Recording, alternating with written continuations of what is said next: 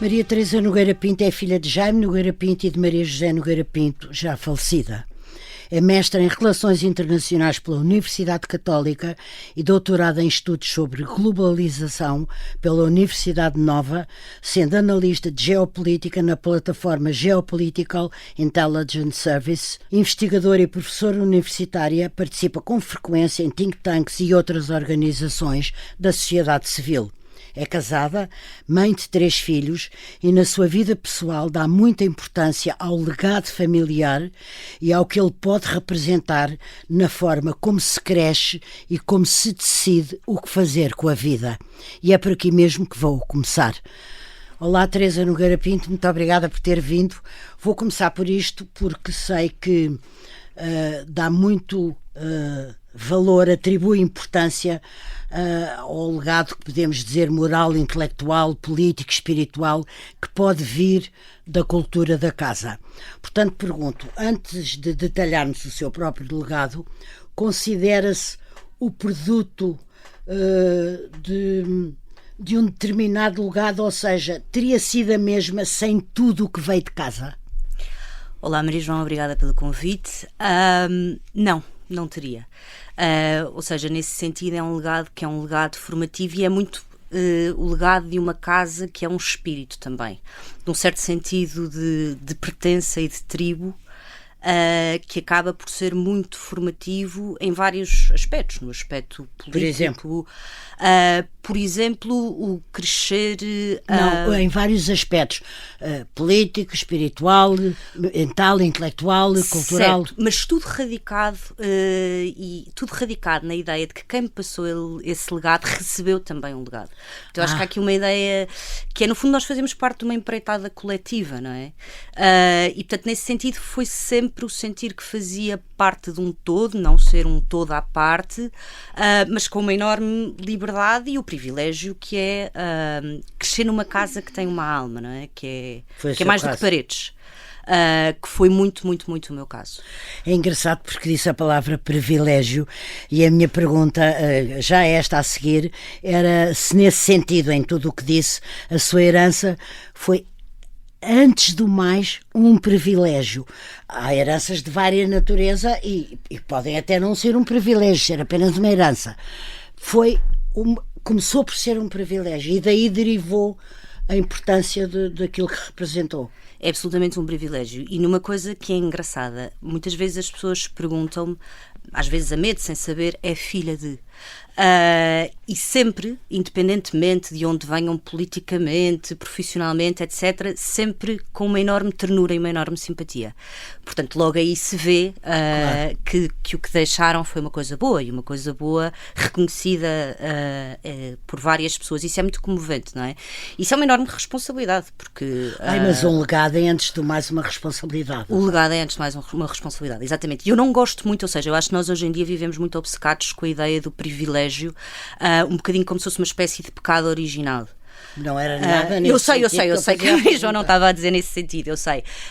Mas também acho que é muito importante reconhecer o privilégio e de um legado que eu acho também é um legado curioso, que é, e pensando aqui concretamente no caso da minha mãe e do meu pai, da minha mãe e do meu pai, o legado de pessoas que também tiveram do lado de lá.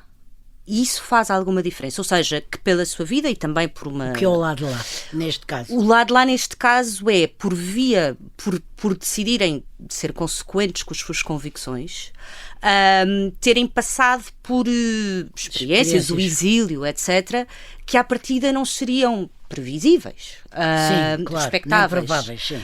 E eu acho que isso, e também há alguma, uma palavra também está muito na moda, mas há alguma diversidade de backgrounds, se a Maria João quiser, e uma enorme liberdade, quer dizer, nos livros que se lia, nas conversas que tínhamos, etc.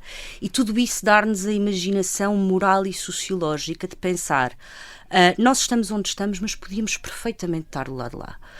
E que eu nunca estive, não é? E à partida, no meu tempo de vida, não me será dada essa aprovação de ter que me exilar ou o que seja. Caso gostava de ter a coragem de fazer o mesmo se isso acontecesse, mas à partida não há de acontecer. Mas acho que o grande legado é esse. E se eu estivesse do lado lá, eu era capaz de não pôr as minhas convicções no bolso, de tomar decisões que foram decisões difíceis, quando a minha mãe decidiu acompanhar o meu pai, etc. Portanto, acho que há um legado, ou seja, há um legado de uma casa que é mais do que paredes, do à vontade, com livros, com pessoas completamente diferentes, do discutirmos ideias. Gerações transversais também. Gerações transversais. Um legado que eu gosto muito também de sublinhar, que é um legado fortíssimo no feminino. Que também acho que é um...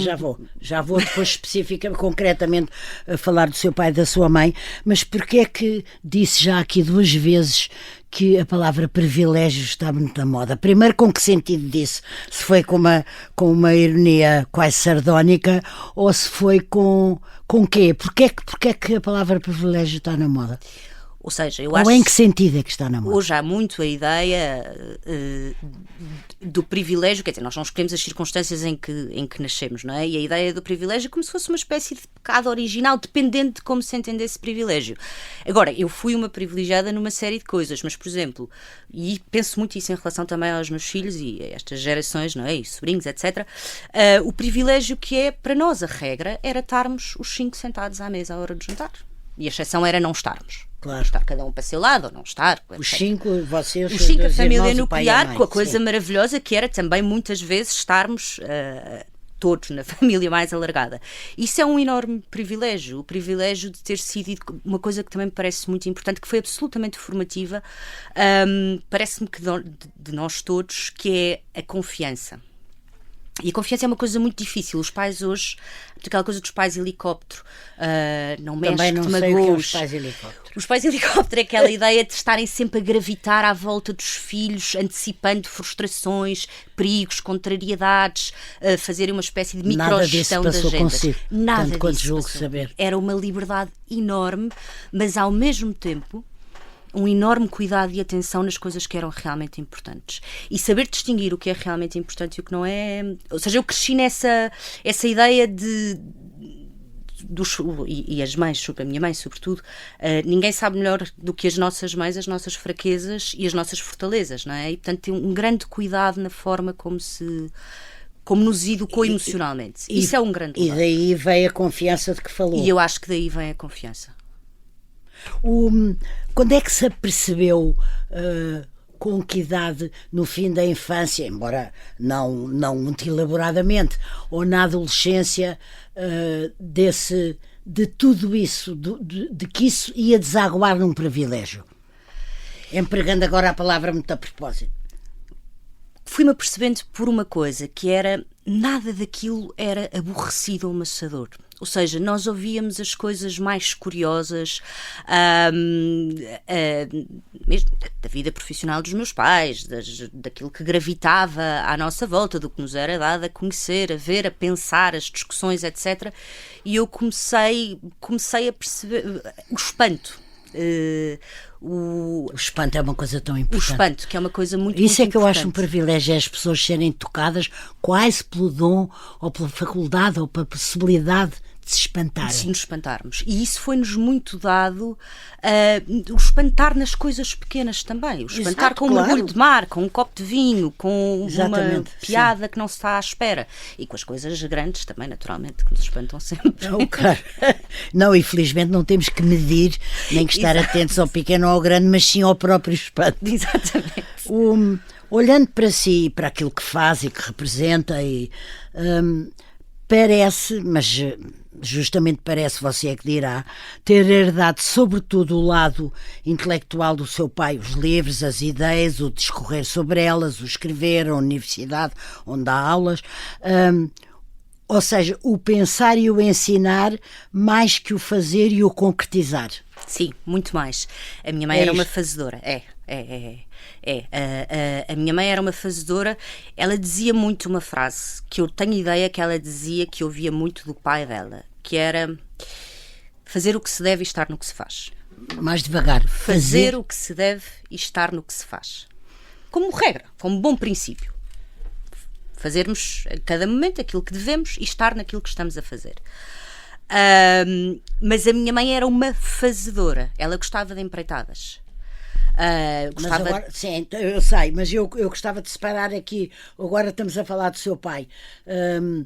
Portanto, nesse sentido, você não sai tanto à sua mãe, sai ao seu pai. Muito mais ao meu pai. Ou seja, eu acho que do ponto de vista de perfil, um espírito mais contemplativo, se calhar, menos atento ao detalhe, ao fazer e ao executar, e mais contemplativo e especulativo, e isso foi muito também uma coisa que eu acho que nesse aspecto sai muito mais a ele, ao meu pai. Os interesses, as ideias, as conversas, etc. E continua a conversar muito com ele? Continuamos a conversar imenso, e sempre uma coisa muito divertida, que são conversas. Eu lembro-me quando andava no liceu e tinha um teste de história. Era boa aluna. Eu achava que era ótima, mas outro dia estava a ver as notas e não era má, mas também não era assim tão excepcional. Não era o que pensava que era. Não, fui melhorando com o tempo. E na universidade? Na universidade já era bastante melhor, e depois, ainda bem, depois para ir para a academia. Mas eu lembro-me que ia perguntar, tinha um teste de filosofia ou de história, e pensava, vou perguntar isto ao meu pai, que ele é capaz de saber. E ele estava no escritório a escrever, e invariavelmente eram 1h30 em que passávamos da Revolução Francesa para o Império Romano, e eu saía de lá com uma pilha de livros, e pronto, e depois muito, ou seja, sempre nos dispersámos muito, mas acho que numa grande cumplicidade também, e aprendi imenso com ele dessas coisas, de pensar filosoficamente um bocadinho também. Acha que os seus irmãos, o Eduardo e a Catarina, mais velhos que a Teresa, se eu estivesse aqui a falar com eles, a conversa não era de maneira nenhuma a mesma, porque as pessoas são o que são, têm a sua natureza, a sua personalidade, etc. Mas que podem ter sido tão sensíveis a esse tipo de legado que explicou tão bem, ou menos. Não estou a pedir para medirmos ou pesarmos, porque não é o caso, mas no fundo está-me a falar de uma forma tão interessante e tão rica de tudo o que recebeu. Eles terão apanhado o mesmo, ou cada um apanhou de sua maneira e em alturas diferentes, porque fazem diferenças de idades? Acho que apanhámos o mesmo. Há uma semente comum. Há uma claro. semente comum. Há uma coisa que é um facto, mas que me comove sempre pensar nos irmãos que é que partilharam 9 meses um outro. Não ao mesmo tempo, se forem gêmeos é ao mesmo tempo, mas claro, que a primeira casa é uma casa comum. Pois às vezes as casas deixam de ser comuns.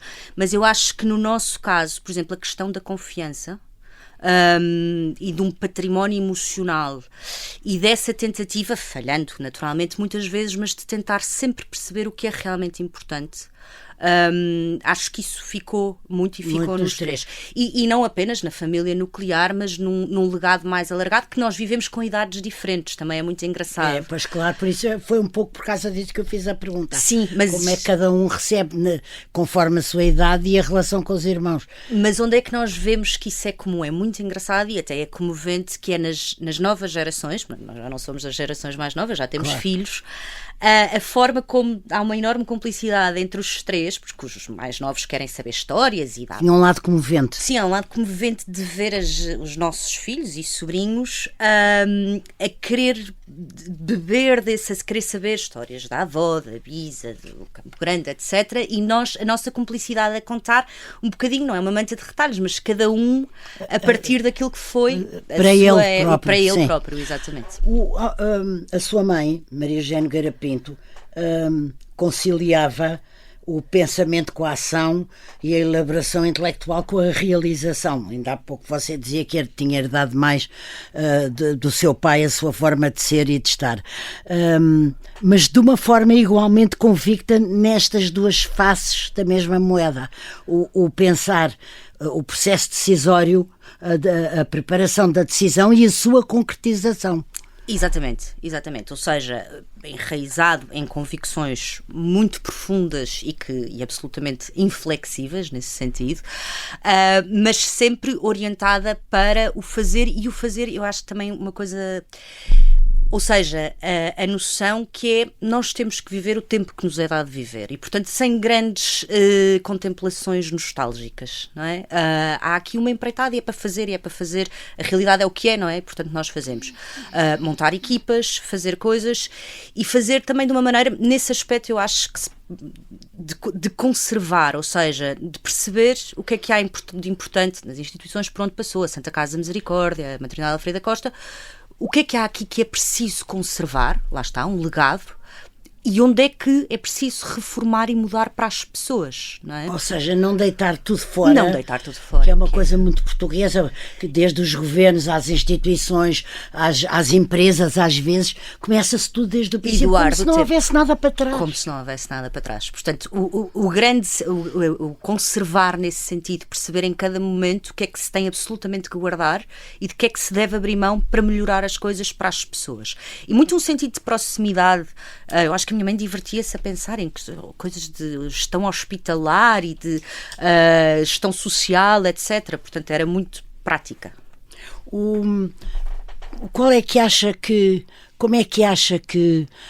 a parte de Portugal, ele teve um currículo tão diverso, apesar de tudo acolheu tantas solicitações de natureza diversa, como é que ela acha que no caso de ser recordada, é recordada? Como uma fazedora, como uma política, como uma eu acho que há social. 3 dimensões. Uma fazedora e, sobretudo, nas pessoas que tocou diretamente fazendo, que foram muitas, porque a Santa Casa da Misericórdia, por exemplo, era um mundo. Depois, uma mulher que nunca pôs no bolso as convicções. Isso é uma questão importante. Sim, já mencionou, sim. E depois acho que muito lembrada também pela maneira como quando ficou doente e depois. Sim, isso também acho que isso em si foi um legado também. Juntou-se ao... Sim, e foi um legado que teve talvez qualquer coisa de exemplar ou de... Sim. Assim, de digno. E portanto... voltamos ao privilégio. Ainda bem que teve o pai e a mãe que teve, que a casa que você diz que não foram só paredes, os seus irmãos, tudo isso. Eu gosto que se fale nisto porque eu própria escolhi esta série pela importância que eu também atribuo à responsabilidade de um legado. Não começou nada connosco, nós apenas prosseguimos algo que alguém abriu não sei há quanto tempo atrás de nós e portanto há que saber seguir por esse caminho. Eu vou pedir à Teresa para fazermos aqui um pequeníssimo intervalo, esperem por nós, voltamos já a seguir.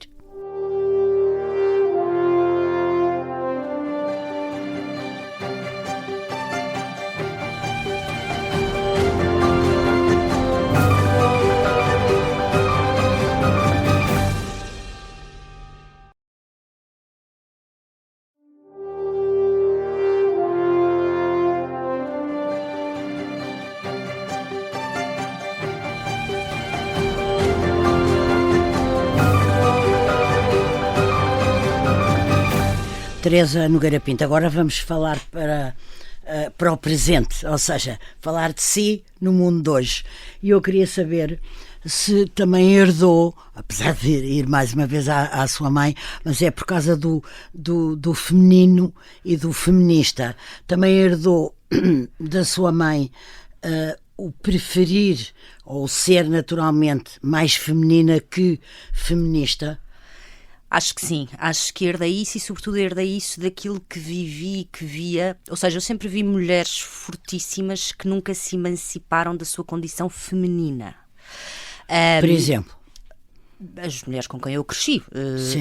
Ou seja, o que é que eu quero dizer com isto? Nós hoje vivemos, temos muita angústia, mas em que há esta ideia de que uma mulher empoderada e emancipada é uma mulher que se emancipa da sua condição feminina.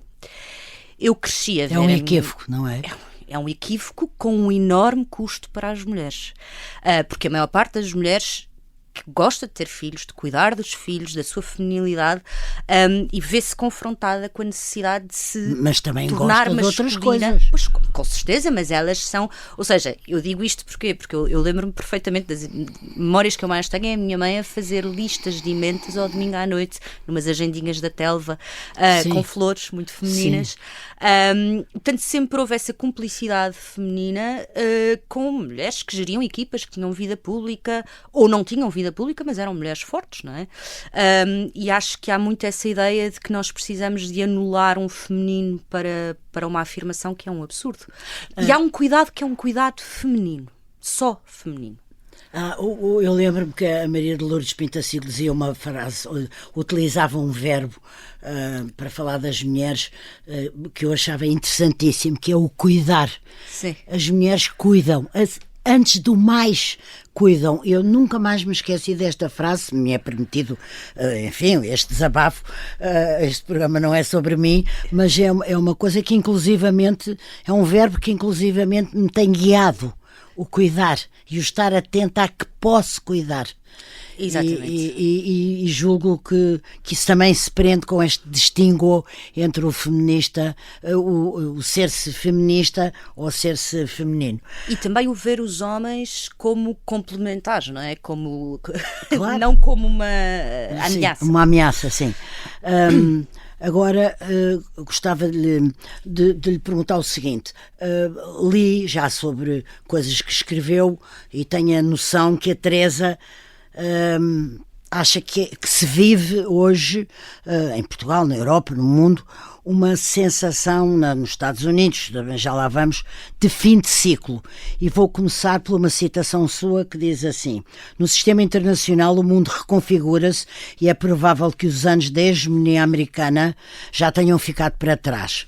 Eu gostava de parar aqui, não só na hegemonia americana a ficar para trás, mas o que é o fim de um ciclo, ou o que é que ditou, no seu ver, o fim deste ciclo? Acho que é um conjunto de mudanças muito aceleradas que nós não conseguimos assimilar. Ou seja, há uma angústia. Eu estava a ver um número que me impressionou outro dia. Portugal, um número, esbarrei Sim. com um número que é Portugal nos países da OCDE. Portugal é o segundo país onde mais se consomem antidepressivos. Mas em toda a OCDE cresceu muito significativamente. Cresceu muito, sim, sabe-se isso. E isso diz-nos alguma coisa de uma certa angústia coletiva. Depois tem a ver também com questões de polarização, etc. Mas que resultam, parece-me, de nós nos divorciarmos cada vez mais de significado. Ou seja, nós vivemos num tempo muito acelerado em que nos vamos divorciando de significado, e houve mudanças, quer dizer, nas últimas 7 décadas, desde os anos 60, uma série de mudanças alucinantes, e neste momento parece-me que é uma fase talvez exatamente de fim de ciclo. Nós não sabemos bem o que é que se segue, mas sabemos que há aqui um modelo que parece estar cultural, moral e politicamente exausto. Nesse sentido é um tempo muito delicado, parece-me. Sim, é com certeza. E porque nunca se sabe o que é que o fim de um ciclo origina, portanto é uma mistura de inquietação, de procura, de falta de chão debaixo dos pés. Normalmente o fim do ciclo arrasta as referências que se têm, que se usavam nesse ciclo. Exatamente, ou seja, é exatamente essa falta de chão, a erosão de um chão comum. E por isso são tempos em que me parece que a questão do legado é ainda mais importante, porque há uma geração, as gerações abaixo, é preciso passar-lhes algumas referências. Nós partimos do pressuposto, vivemos num presentismo. Olhamos para o passado como se fosse uma coisa retrógrada, onde nada de bom se pode ir buscar. Depois também não pensamos muito no futuro. Vivemos num repentismo. Num presentismo. Presentismo, sim. Ou seja, sim, vivemos como se o tempo se esgotasse no presente. Ninguém fala muito no passado, porque achamos sempre que era uma coisa opressora e etc. Mas também ninguém fala muito no futuro, não é? Eu ouvi um político porque europeu... não sabem do que é que será claro, o futuro. Exatamente. Que dizia: eu governo a pensar no país que vou deixar aos meus netos. E eu achei interessantíssimo, pensei, quase ninguém pode pensar nisso, não é? Não falamos nem de um bem comum hoje, nem da ideia de legado para o futuro. Estamos muito atomizados num presentismo. E por isso é importante fazer aqui uma ponte, não é? Eu acho que isso é a grande inquietação deste tempo. O que é que acha que produziu o fim do ciclo? Ou seja, houve algum elemento tóxico, houve árvores que apodreceram, houve o quê? Acho que houve talvez duas coisas importantes. Houve uma atomização. O que é que isto quer? Ou seja, nós sermos cada vez mais pessoas sozinhas. Da família, de já não haver das paróquias, quer dizer, as famílias, as paróquias, os bairros, aquelas coisas que antes há muito tempo, não é? Sim. Existiam, um sentido Mas de há comunidade. coisas que não duram sempre. Mas por isso, o que é que se segue depois? Não é? Por exemplo, como é que as pessoas vão morrer? Vão morrer sozinhas? Cada vez menos pessoas que tenham família, a quem ligar, etc. O sentido de comunidade que existia. O sentido de comunidade, que em exato. Portugal, apesar de tudo, vai resistindo. Também, eu acho, pela nossa matriz cristã, também por sermos um país pobre, de certa forma, pobre, resiste essa ideia de uma certa de respostas de comunidade, mas isso faz muita Porque falta. a dificuldade une as pessoas. Sim. E, portanto, nesse sentido, não direi pobre, mas modesto, ou pelo menos com dificuldades, essas dificuldades geram a procura da própria comunidade. Exatamente. E o que é que...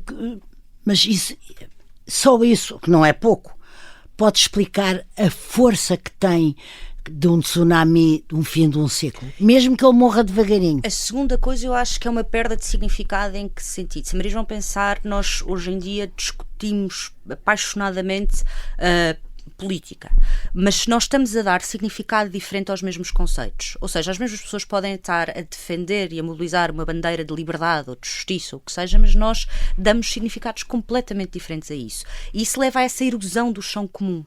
Nós já não damos o mesmo significado às coisas. E, portanto, torna-se muito difícil mantermos-nos como uma comunidade. Não é? Portanto, isso também tem a ver com a tal atomização. Mas, de uma certa forma, não terá sido sempre assim. Dar significados diferentes às coisas, às vezes as comunidades morrerem para tornarem a ressuscitar sob outra forma. Certo, mas eu acho que até... Ou estamos perante uma coisa completamente nova. Só nova porque não a conhecemos, mas provavelmente não será nova. Não, eu acho que nós estamos perante uma coisa completamente velha. Ou seja, eu acho que é a modernidade que morre agora, Sim. que já dura há muitos séculos e que está agora, não se consegue reinventar. Porque os períodos também se sucedem, não é? Sim. E esta atomização é uma coisa que vem... E esta ideia de angústia, de... Acha que Portugal é um país angustiado? Acho que Portugal é um país angustiado, mas nós temos muito isso, está no ESSA, está no Portugal Centavos do Pessoa, essa ideia da crise como parte da nossa identidade. Está até no fado, de uma certa maneira. Está até no fado, exatamente. Decadentismo. Decadentismo, exatamente. Uma melancolia que parece impossibilitar tudo. Sim. Mas acho que há uma coisa que se agravou e que me parece também ser uma das causas desta angústia, que tem a ver com a rapidíssima deterioração das elites políticas, culturais, académicas. Houve etc. uma deteriorização, estou de acordo consigo que houve.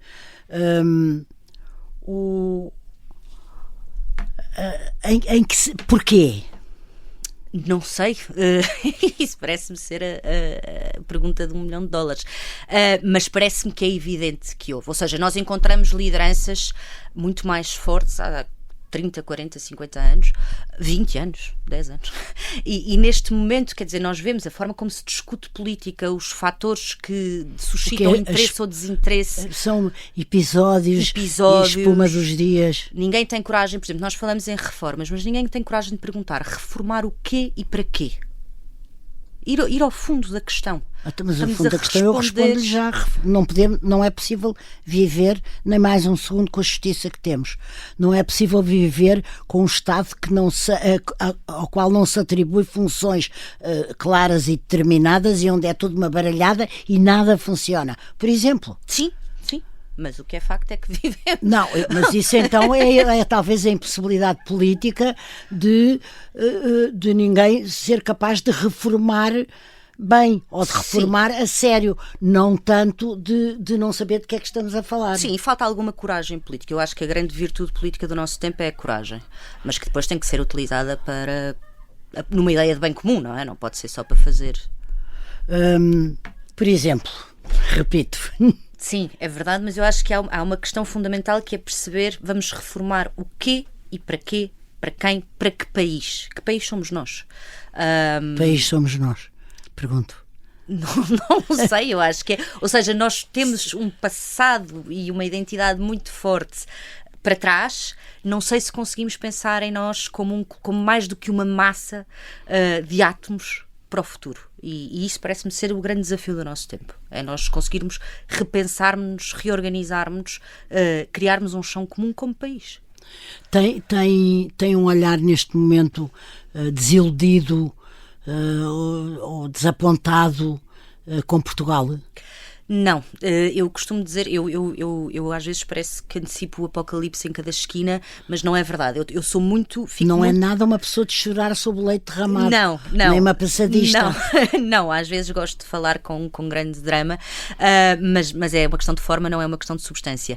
Eu sou muito otimista, eu tenho um enorme privilégio de trabalhar muito com gente nova, dar aulas a gente nova e também de poder fazer aquilo que eu gosto de chamar, que é uma coisa diferente e que não se pode misturar combate cultural com gente nova. São duas coisas diferentes, mas é um enorme privilégio e fico muito otimista quando vejo essas gerações, porque acho que há ali uma diferença, há ali uma consciência de que as fórmulas anteriores estão gastas e há uma procura de significado. Não sei em que é que vai desembocar, mas eu sou otimista quando olho para essas gerações. Que idade dá aulas de quê, concretamente, e a que idades? Dou aulas muito na área de ciência política. Sim, claro. e a alunos de 18, 19, 20 anos, portanto, nos primeiros anos da universidade. Tem a noção que pode haver uma geração, mesmo que ainda não no palco ou de uma forma muito, muito clara para o comum dos portugueses, uma geração a interessar-se a sério pela política? Tenho. Acho que estas gerações são muito politizadas e eu comparo muito com a minha geração. Na minha geração, nós também apanhámos com a Troika, na altura em que entrámos no mercado de trabalho, etc. Mas a minha geração é uma geração muito marcada pela conveniência. Não somos uma geração muito marcada pelas causas, pela politização, etc. São ou não? Não somos. Acho que é a última geração antes desta mudança grande que nós estamos a ver acontecer do ponto de vista político. Estas gerações mais novas contestam, ou seja, nós voltamos a ter grandes debates políticos. O que é uma comunidade política? O que é uma mulher? No meu tempo não se discutia isto, quer dizer, discutia-se impostos e... Claro. A diferença entre esquerda e direita era marginal. A entrada na universidade, que disparado, na União Europeia e o Euro. Sim, éramos muito mais, a ideia era que tínhamos de tratar da nossa vida, não que seja mau tratar da nossa vida, claro. Mas estas gerações, até porque se calhar não têm grandes perspectivas de uma vida para tratar, têm condições ainda mais, obviamente, difíceis, são gerações mais acordadas. A propósito de gerações, também escreveu um dia que as velhas gerações portuguesas, quer à direita, quer à esquerda, veem a política pelas lentes de Abril. O que eu lhe pergunto é, elas veem pelas lentes de Abril ou veem pelas lentes da democracia, do sistema em que vivemos, do sistema político?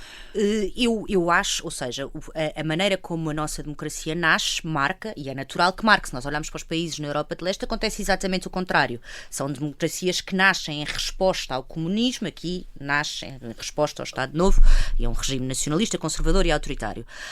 Mas isso marcou muito os espaços da esquerda e da direita e os significados da esquerda e da direita. E eu acho que as gerações anteriores ainda estão muito presas a isso. As gerações mais novas, nascidas depois do 25 de Abril, já não têm nem esse saudosismo que caracteriza alguma direita, nem o trauma que caracteriza a maior parte da direita, que acha que tem que pedir desculpa porque tem o pecado original do Estado Novo. Portanto, acho que nós nos libertamos um bocadinho. Ainda há uma direita que tem o pecado original do Estado Novo? Acho que o que aconteceu, que é natural que tenha acontecido, é que o regime nasce um bocadinho à esquerda e há um pensamento hegemónico, isto é absolutamente inegável, que me parece que começa a mudar agora, mas há um pensamento hegemónico, que não quer dizer que seja maioritário, mas é hegemónico, que é à esquerda. Ou seja, soa melhor se eu dissesse coisas mais progressistas, soaria melhor do que se disser coisas mais conservadoras. Mas soaria melhor a quem? Não sabemos. Sabemos que os meios de comunicação social, a chamada cultura, etc., o pensamento, é muito uma reprodução de um conjunto de chavões que são chavões mais depressa do progressismo de esquerda do que propriamente. As posições conservadoras são posições com muito pouco palco, por exemplo. Isso sabe-se nas universidades, nos mídia, etc. 5 décadas envolvidas do tal 25 de Abril, nós assistimos, e aqui eu estou absolutamente de acordo, também com uma coisa que vi que tinha escrito, que é o colapso das instituições. Eu não sei se eu empregaria um verbo tão forte como colapsar, mas há um enfraquecimento e uma debilidade e uma quase liquescência, no fundo um colapso das instituições. Também porquê? Porque está tudo relacionado. Acho que está tudo relacionado, e a ideia é um bocadinho como é que nós vamos reparar as instituições, não é? E que caminho é que se tem que fazer. E com quem? E com quem, exatamente, e com quem. A questão das lideranças, das elites, é uma questão muito importante. Quer dizer, nós nunca nos livramos das elites, é um bocadinho como a morte e os impostos.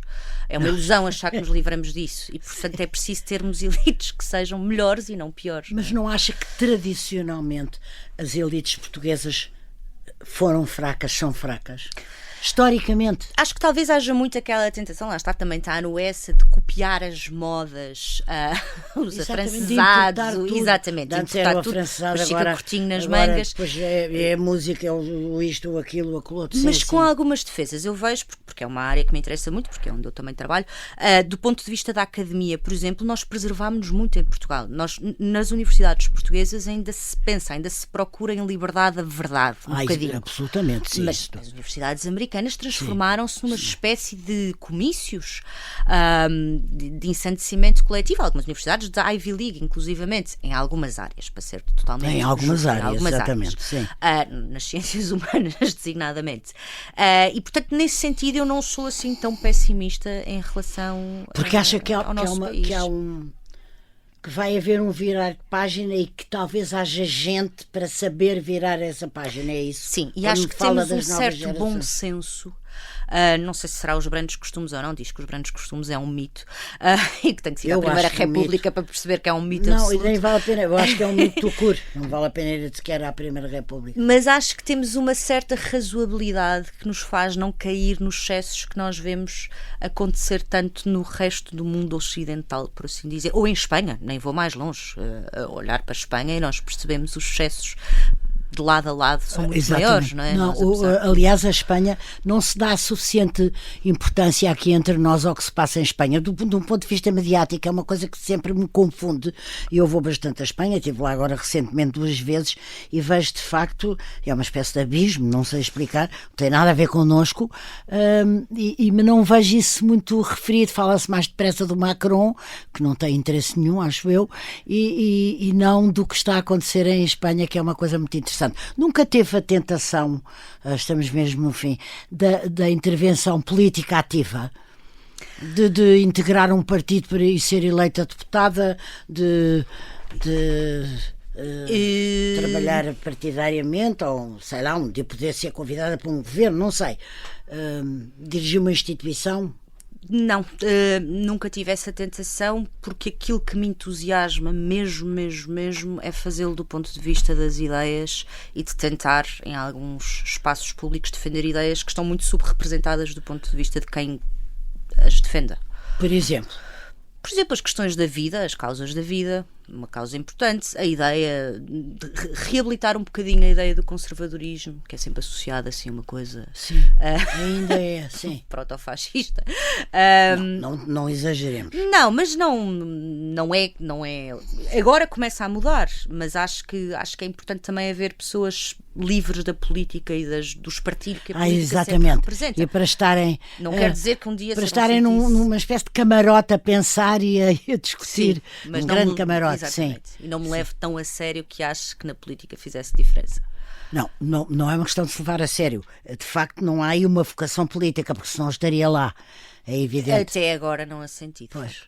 Não senti, exatamente. Mas um dia, se a convidassem para fazer política ativa, fosse em que figurino fosse? Se me convidassem no tempo e para aquilo que eu sentisse que podia de facto fazer alguma coisa, sim. Mas teria que ser circunstâncias muito específicas, eu acho. E eu gosto muito do que faço, portanto, há aqui um custo de Ótimo. oportunidade. É muito uma grande. pessoa.